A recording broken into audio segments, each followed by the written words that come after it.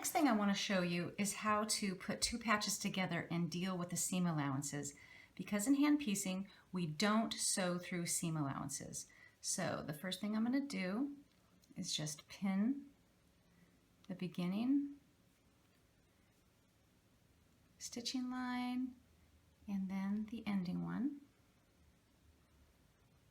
coming right up in that corner. And then we're going to treat this just like you do if you were machine sewing, where you're going to nest those seams. I'm going to stitch this direction, so it's nice if the seam allowance is already kind of laying that direction. I don't have to fight it at the beginning. And I'm just going to feel it till they nest. I like to often take a little peek to make sure they are. They do. They feel good. A little tension here. And I'm going to actually pin right on that stitching line, coming again right up in that corner, right where we're headed. Okay, so now I've got a needle and thread and it's knotted, and sometimes I just take this first pin and I just kind of move it down a bit. And the basics are the same here. I'm going to start at the top, peak that I got right in the corner, and I did, and I'm going to back stitch at the beginning. Index finger goes back, thumbnail is right up against that needle, and I'm just going to do my little running stitch.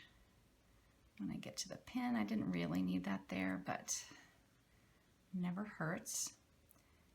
Smooth it out a bit, keeping tension in the fabric, and you use this finger right here to kind of, if you can see that I'm just kind of scooching, that's what I'm using to scooch the stitches back onto the needle.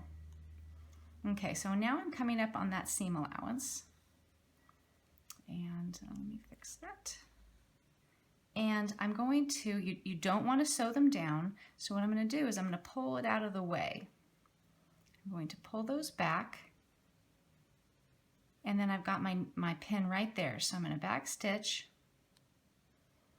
and I'm headed for that pin, and I'm going to go to the back side of the fabric, and then my needle is going to feel for where that bulk is. Oh, I came out here, let me try that again.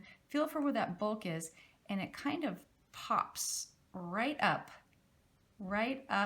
at the edge of all that bulk and where that pin is. So I'm going to pull that pin out now, and I'm going to give it another little security stitch. So now the pin's out, I can really pull that seam allowance out. I'm going to back stitch, and again the tip of my needle is just going to feel for that bulky ridge, and it's going to pop up and it's going to come right out in that corner. So now that that's secure, let me pull my thread so I'm not doubled up here. There we go.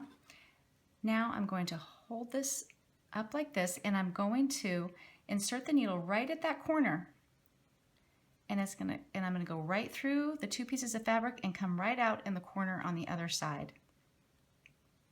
So we don't sew them down, we leave them loose. And now I'm going to do the reverse. I'm going to pull those seam allowances the other way and kind of insert my needle right at the edge of where I can feel that bulky ridge. I don't want to go into it, but right next to it. Do another little stitch right there for security, and then we will just continue to do our running stitch to the end. And that's how you deal with the seam allowances. And they will, they'll always be loose. Here, I'm not gonna finish sewing there, but I'll show you what it looks like inside, and you have a nice little perfect intersection.